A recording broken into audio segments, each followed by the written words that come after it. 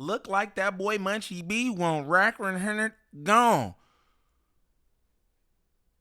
You know what Munchie said? QE said, I'm gonna make an executive decision, right? I'm gonna have y'all get down. If y'all both can't get it together, I'll fire both of you. You know what Munchie said? I'll be down for that. Just fire both of us.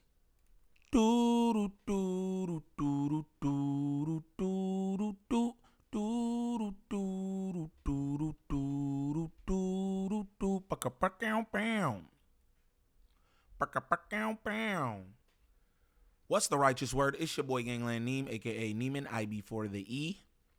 Man, golly, I don't know, y'all. Remember that we back with another video. New video. Shout out all my good subs. Greatly appreciate y'all. You know it. You know it. We back with another one. Munchie B here, bro. From the No Jumper show last night. You know what I'm saying? They went in on Wack100 for a cold ass minute. I'm not gonna lie to y'all. I wanted to do like the whole thing. I'm kind of whooped out, but I went on the clips page and I saw this, and I'm like, he got to be saying something from the little piece that I saw. But I think it was longer than 6 minutes. But we gonna rock out. You know what I mean? If this your first time to the channel, like and subscribe off the back. Off the back, don't troll me if this your first time to the channel. You probably don't know why I say like and subscribe. And you probably may never know. It is what it is. But this is what we gonna do, man. Let's get straight into it. Let's get straight into it. Munchie say you want that nigga gone. I want him gone. I'm gonna probably have to do some King Solomon. And that is? It's like, if you guys can't talk it out, then you're both fired. Ooh. So here you are in this room. I'm gonna lock the door. Who said ooh? Like that was like a good one. That wasn't no good one. No, it's funny. Knock when you're done. I'll be done with that with me and Wack. I just fire us both. Damn, that's Munchie, how much we love you though. Come on. No. He would sacrifice himself to get Wack out the paint. That's crazy. You're like our mark. Wack100 on his way out, bro. Y'all know how or y'all should know how Adam22 regard Munchie B. That's what I'm gonna say.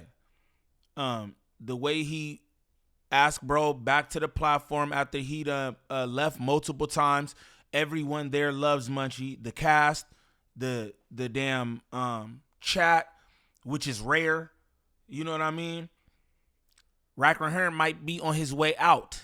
Why? Because this No Jumper is a detriment because of him, and he put out a bad message, and that's why he used his platform.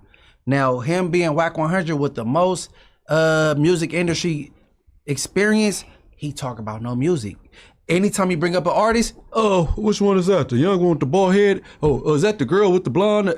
Why you act like you got amnesia with every artist that come up? If you music anything, you supposed to have your ears and your eyes open for all the up and comings. You don't know nothing. Everybody vague in your mind. All you know about is people who snitching, who lost a fight, or who got robbed. That's it. So that's what I'm saying. People paperwork, indicting fools, helping build cases. That's what he do. If what he just said, he would stand on that, and he was like, "Oh, both y'all gotta go." I'll go with him. That's very noble. Because he's horrible for the culture. Period. Like he's no good. On my daughters, I would love that. It's kind of crazy to think about where he was at when we started the Adam and Wack show. Where was he? Not as hated as he is now, for sure. It's got a lot worse. Because, you know, I think that the whole loose cannon, Big U, whatever, that whole drama definitely created a lot of Wack haters. But at the time, where was he though? Probably like pretty much where is that doing now? What? Like managing artists. No, but you had said it like it was a. But hold on, Rios. But look, let's go back to this. Adam, why do you allow him to come on there and do what he does on your platform? Is it because the views initially, but now it's getting to be too much after indictments, cease and desist, and all kind of other shit? Threats on multiple cast members, Munchie B, Ricky, Brick Baby, Moose, who else? Mad co-host Lush. He done threatened with physical violence, gang. Not a verbal altercation or we can have a screaming match or go on Clubhouse, duke it out verbally. No, he's saying I'm going to pull up, I'm going to break your face. He said that same quote multiple times, right? It was cool in the beginning. It was new, right? The Rack Pack, yeah, it was new. We like, oh, he just on here. I mean, y'all was. I wasn't. I never thought the shit was cool. But he like, yeah, I'm going to tell this, I'm going to tell that. I was like, ooh, he just telling all the information. Ooh, they got something new going. And then you start getting hit with paperwork. You start getting hit with lawsuits, right? Because niggas is beaten with pistols, stripped naked at your place of business. You know what I'm saying? Why do you keep him around at this point? Why? Remember? Comparison, like to where he is now versus where he was. I just mean in terms of public perception. Okay. It's like the negativity surrounding Wack was a thing when I started working with him, but it definitely wasn't the fevered pitch that it seems to be now, where it really feels like it just, I mean, this Lush thing is just kind of, it's like the next level, you know? So what? Damn, it wasn't the next level, like, because everything with Lush is all verbal. Like, he's not going to do anything to Lush or anything like that, right? But what about Moose, bro? That nigga pushed you. He pushed you in the midst of trying to get to Moose. That shit wasn't a violation to you. That shit wasn't disrespectful, unprofessional to you. It didn't seem like you thought it was funny. The aftermath of it, how everybody discussed it and everything, it seemed like it was funny. Everybody was like, oh yeah, he wasn't gonna do nothing. But in that moment, Adam, you didn't seem like that shit was too funny. I'm gonna be real. Nor did Moose. Right? You had your cheeks protecting Moose.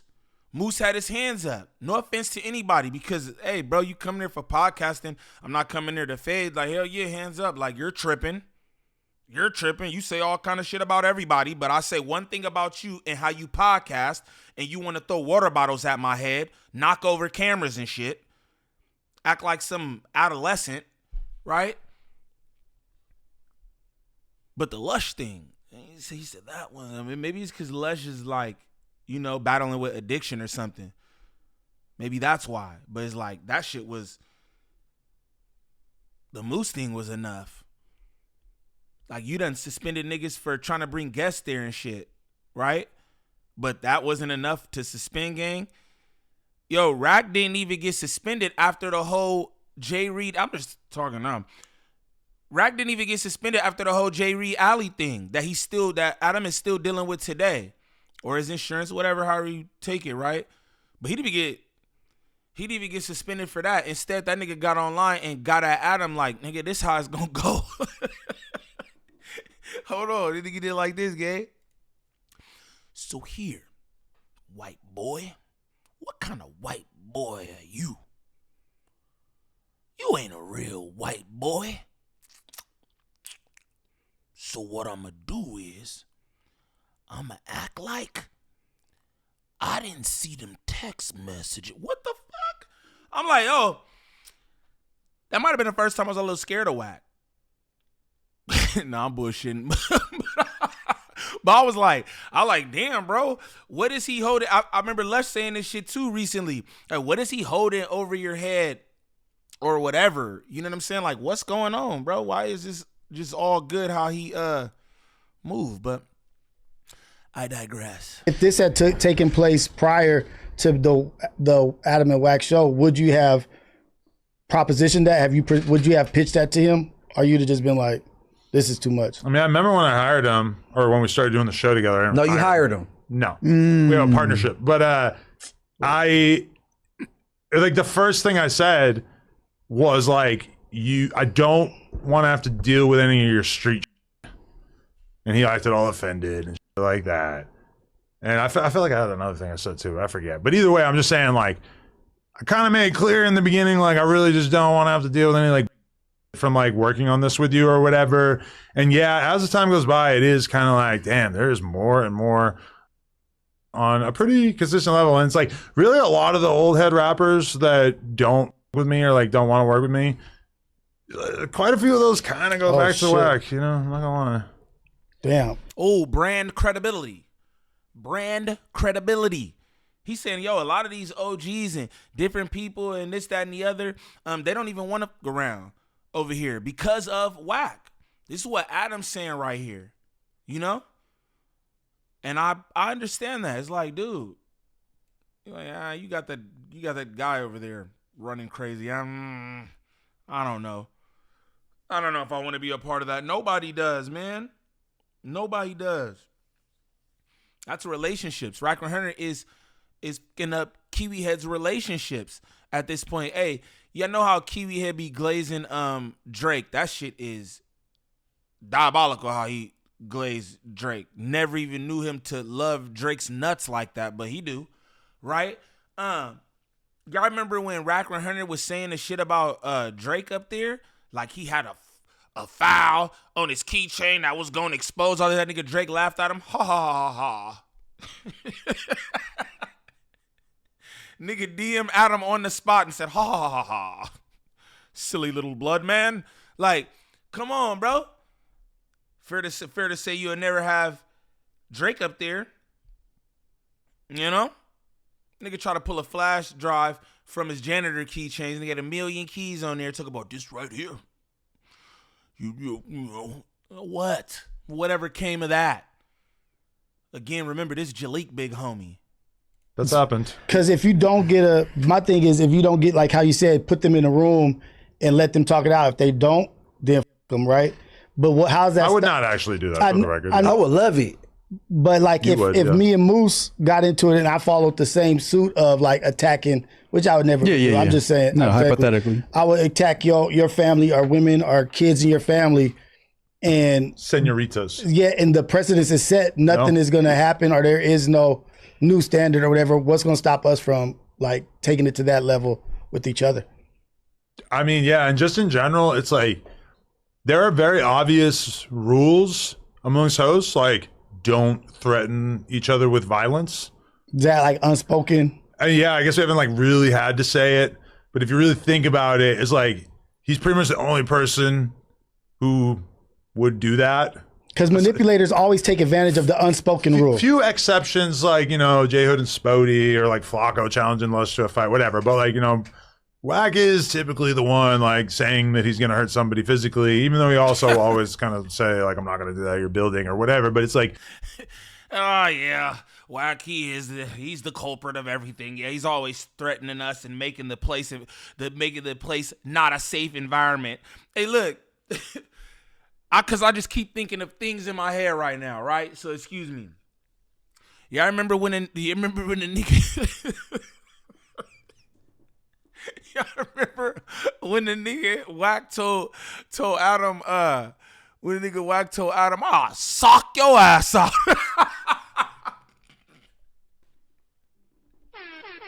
Yo, I said, this nigga has lost his mind. First off, you're not about to put your hands on that white man, and you know you not, right? But for you to even say something like that to the nigga who cut your check is crazy. He said, you wouldn't have did shit. I would have fired your shit up. Something like that. I was like, damn, nigga. Adam's like, you're not doing shit, Wack. Stop threatening me. I'm freaking sick and tired of you threatening me. You're not going to do shit. That shit was good. That shit was good. That nigga Adam wasn't going. Like, nigga, fuck you. Fuck you, and you ain't gonna do shit. Nigga, stop threatening me. Nigga was hot. Adam was hot, boy, and I feel you. How dare you speak to me, tell me what you gonna do to me on my shit. I cut your check, little man. What are you talking about? What you gonna do? Like that's just the line that shouldn't be crossed with all Lush things. Like, I'm gonna beat your ass. Like, get mad at him about his comment. Even though I don't think you're right to be mad about it, do it. Get mad at him about his comment. But why does it have to then become, I'm gonna f you up, I'm gonna beat your ass? Because he's even turned that on you. Like, that was the 24-hour clip of you like kind of going off on Wack, because he was pretty much insinuating like, Adam, I'll f you up too. You know what I'm saying? You're like, you're not gonna threaten me. You know what I'm saying? I remember that clip. Or when I like made it clear to him that I was just like, that I stopped him from attacking you. I could have you up, tossed you to the side. And I'm like, but you didn't. He's like, no, but I could have. I'm like, but you didn't. He's like, I let me tell you something. So we supposed to be podcasters. So if somebody want to give a great take, but they holding back because the take might offend this person and they might be physically threatened, like, that would be bad. That's not a positive work that's environment, stupid, right? Not great. You a podcaster, so because I threw it out there and they equated my situation, what I said to Wack, and Lush didn't say nothing wrong. Right. I thought he said something a little off, but it's his opinion. Why do he deserve to be called? I'll knock you out. Talking shit about his I'll beat your ass. No. You don't know what beat your ass mean. I'm a beat. This phone die, you call another phone and continues. It's just like, come on, bro. You got people that scared to get they real opinion because they scared of bro. Like Moose will never say shit about Wack again, bro, and that's not fun.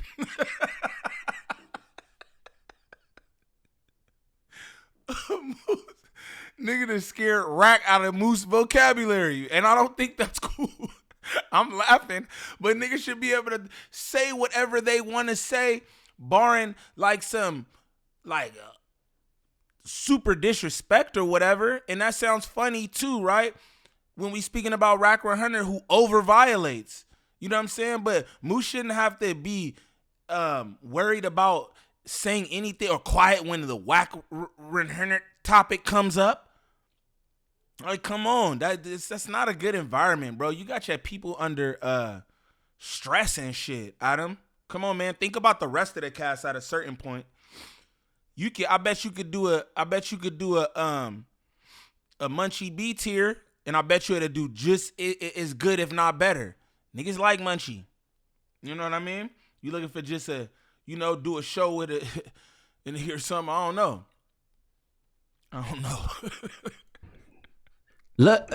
Moose could have beat his ass. He didn't want to go full throttle because it's 3 old that got. You think Moose had that? Man, hell yeah. But it's out in the lobby. They need that prostate check.